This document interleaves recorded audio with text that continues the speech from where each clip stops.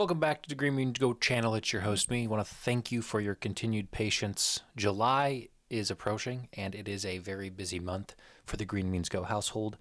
My wife and I's anniversary, my wife's birthday, the last month before school begins. So this morning we were trying to get our bearings, if you will, while I was also trying to work. And so I was a little slow today again. I promise that I'll get into more of a rhythm. But I also tell you I'm going to be traveling a couple of times in July. My goal is to continue to bring you this every single day, even when I'm on the road. It should not be too hard. I've got it down to a system and a bit of a science. So understand that when I'm gone, it may look a little different, but it will still be here on time, hopefully, maybe even earlier each day. Yesterday was a fascinating day. Pete Alonso, Ryan O'Hearn, Ryan Kreidler, Nathaniel Lucas, Cedric Mullins, and Junior Caminero. I think I got lucky in terms of what I paired yesterday. The wheel had O'Hearn and Mullins. I did another sort of long shot round robin where I had Lucas and Kreidler in the same round robin, so that cashed. And then right before the game started, I was like, why don't I just throw $3 on the Ryan parlay? And I threw $3 on it and won 145.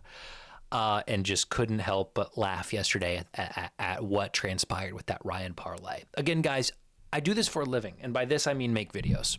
I make sports betting content, and I'm trying to be a voice in this industry that's a little bit different than what you're typically used to hearing.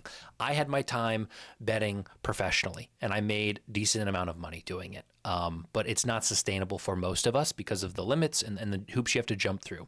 And I tried to be the smartest person in the room for a long time on Twitter, and I'm not that person. I'm not that guy, pal. I am a creator. I am someone who enjoys having fun and wants to take himself a little less seriously than a lot of these other sports betting people. So that's what I'm here for, and that's what I'm here to do. And Isaac makes this comment yesterday, and I want to talk about it, and it's going to sound negative, and I promise it's not. Just understand what I'm trying to say with a little bit of nuance here. He said, "You really changed my life. Thank you." And while this does bring me joy, and it does make me happy, the pessimistic side of me, which often pokes and prods more than I want it to, says, yeah, but how many people's lives could I ruin or set up for ruin with what I do? And so I want to remind you guys that I'm doing this for fun. I'm doing this for entertainment. Most of us are not going to get rich doing this. And I would highly, highly, highly, highly, highly advise you work a job, a career. You have something where you make income. And this is something you do for entertainment on the side. And you have a budget for it. So, Isaac, I'm glad. Okay, that is awesome.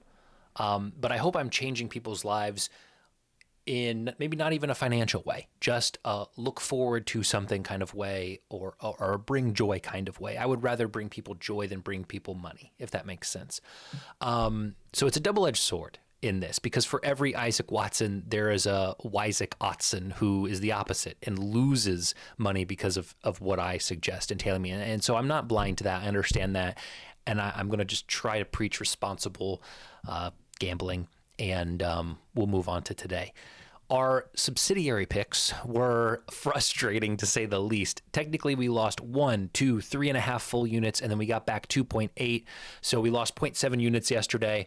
This game had 6 runs in the 4th inning. I was already cashing the Novig parlay. So we lose that. We hit the money line, but then we lose this, which was worse. Tampa Bay, Minnesota, and the under all hit. We just needed the over. And again, we had 6 runs in the 4th inning. And I was like, okay, 2 more runs and we'll finally hit a Novig parlay. Not going to happen. Miami loses by 1. The Mets make a great comeback, and then Kyle Schwarber ruins it in the 8th inning. And Seattle leads 3-1 the entire game and then gives up 5 runs in the 8th. So we were a couple of swings of the bat from sweeping. But it is what it is. I can stand a 0.7 unit loss, a couple of bad beats.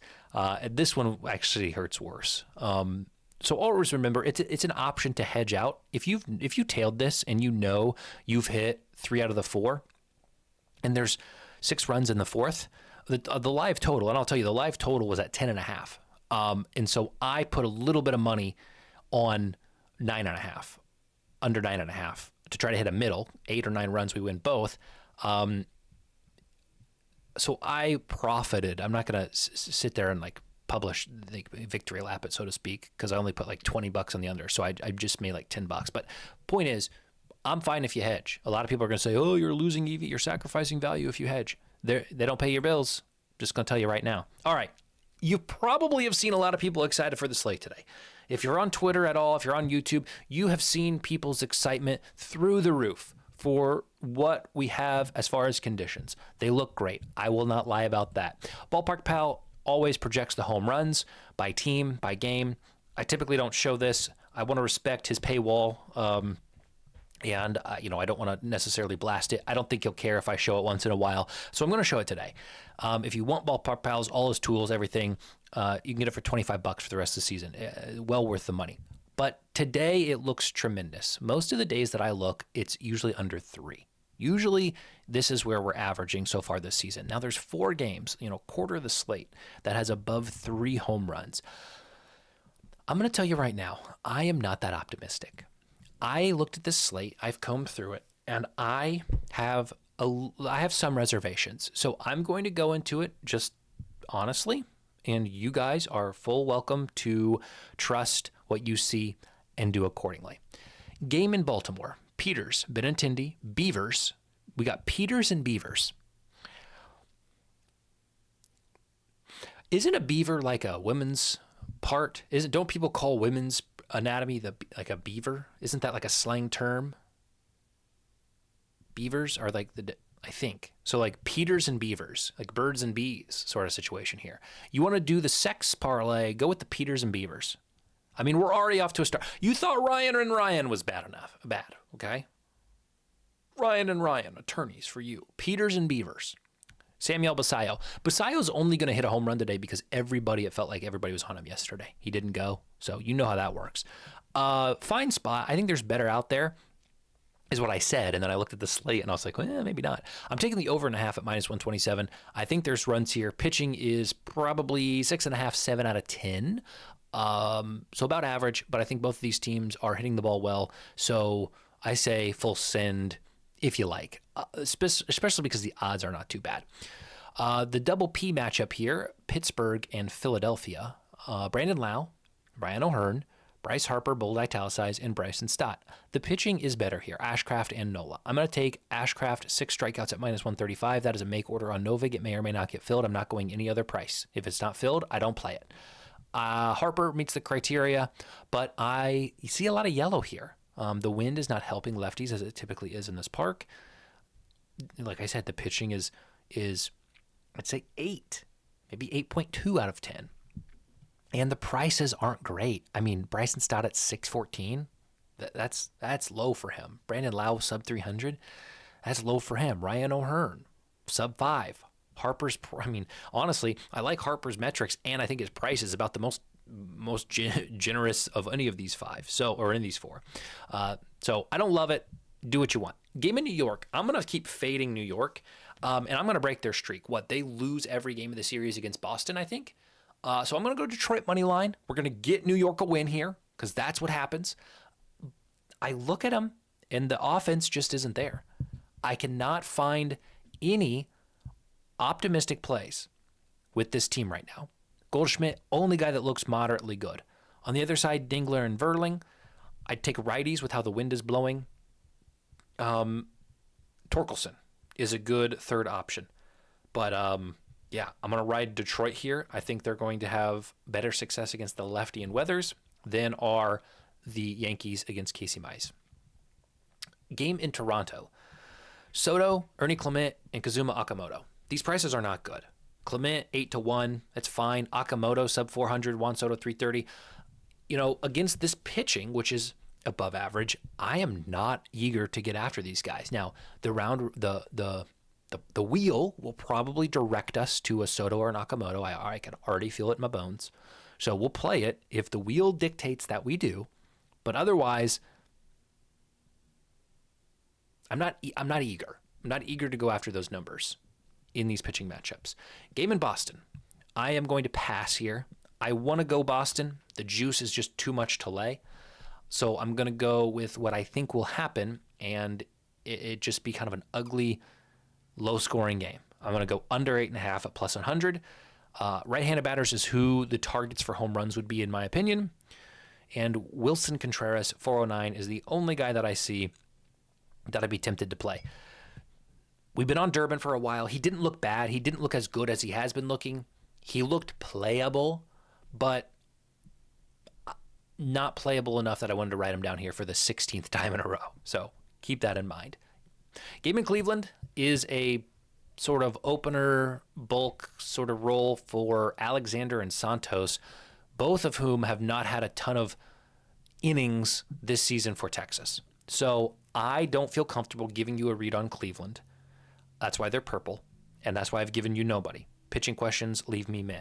But for Parker Misick, who, again, strong pitcher, I'm going to go with Kyle Higashioka. He meets the metrics. He keeps spitting. Sorry. I mean, it doesn't bother you. It's not like you're getting wet. Kyle Higashioka looks good. 650, fine to play it. He's bolded. He's italicized. We'll throw him in. We'll talk about that in a second. Milwaukee, Dane Myers, Tyler Stevenson, Sal Frelick, and Jackson Churio. Fine game. Prices are fine. Nothing else to say here. You know, Ballpark Cabal didn't mind it.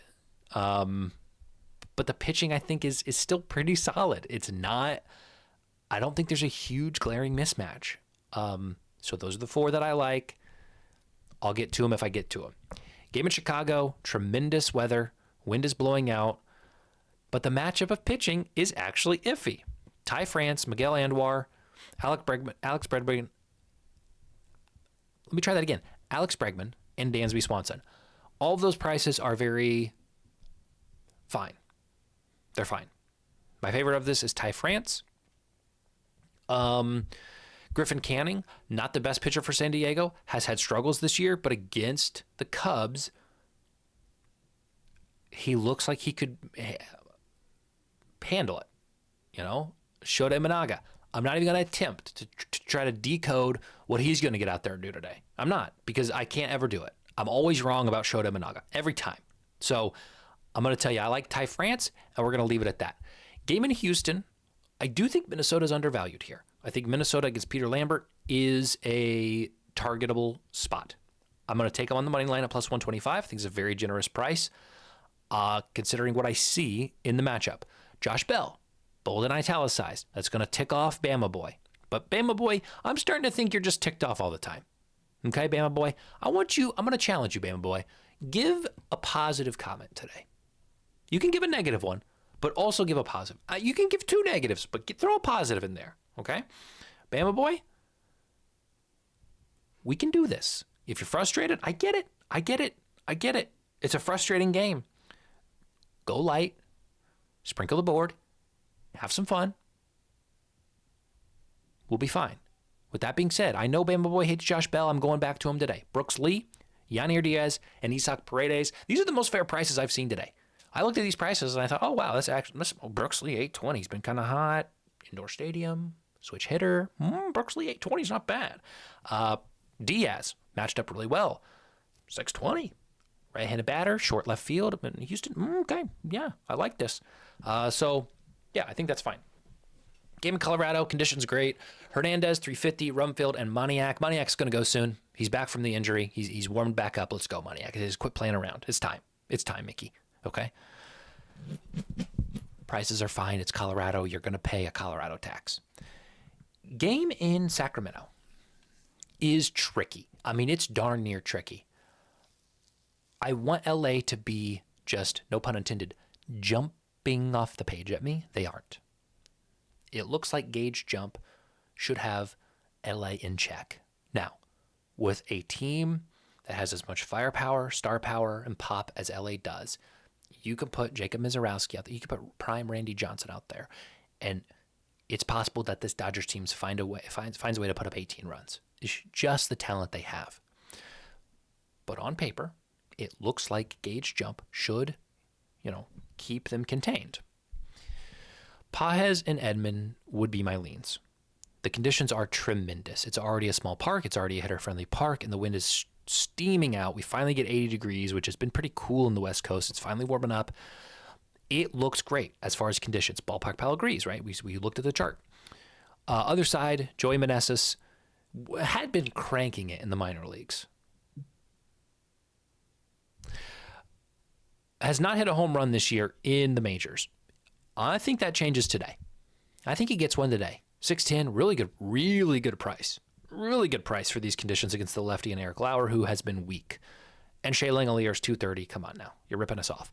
I lean Oakland money line, and I lean the under. I'm going to skip both. I didn't see value. I was expecting Oakland to be 115, 120. They're plus 102. It's kind of a pick 'em game. So Vegas says even matchup. Lauer, I think, makes Vegas nervous. He's just not been good for LA. And Gage Jump has been good for Oakland. So very targetable. Do what you want in that game. Game in Seattle, I'm going LA plus 199. I took Seattle 3 times as straight up plays with Cleveland. One of the times, I think it was just a bloodbath, a terrible pick. 2 of the times, they led most of the game, and then they blew it. I'm 0 for 3. And if I have to get them in the win column by taking the other side, that's what I'm going to do. LA at 199 screams value to me. It screams value to me. I think this team has enough batters to go after George Kirby. I don't think Ryan Johnson's great, but I think he'll do enough. Joe Adell, Donovan Walton, otherwise known as Donnie Walton, Luke Raley, and Cal Raleigh.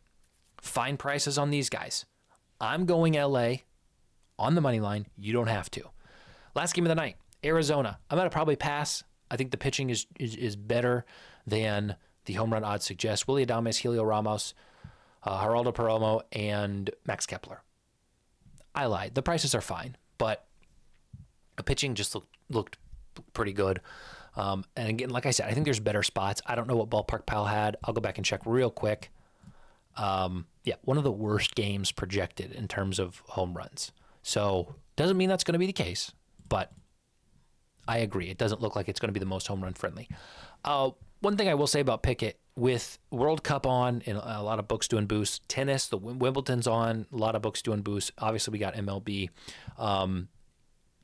On Pickett, there's a promo tab at the bottom, and it kind of sorts out the books that you have and the promos that are being offered today, so you don't miss anything, so you can kind of gauge what's going on. I typically just go book by book. I open up DraftKings, I do all the promos, open up FanDuel, do all the promos, but I think this is cool that it organizes everything for you and has it laid out there on Pickett. So you got 2 days left if you want to try to get to Obsidian for Novig, and I was able to do it. I'm 15,000 points over. Guys, I'm gonna tell you all my secrets. As I've said, all I am doing for the most part is doing make orders on no, or I'm finding low holds or break-even spots on other books.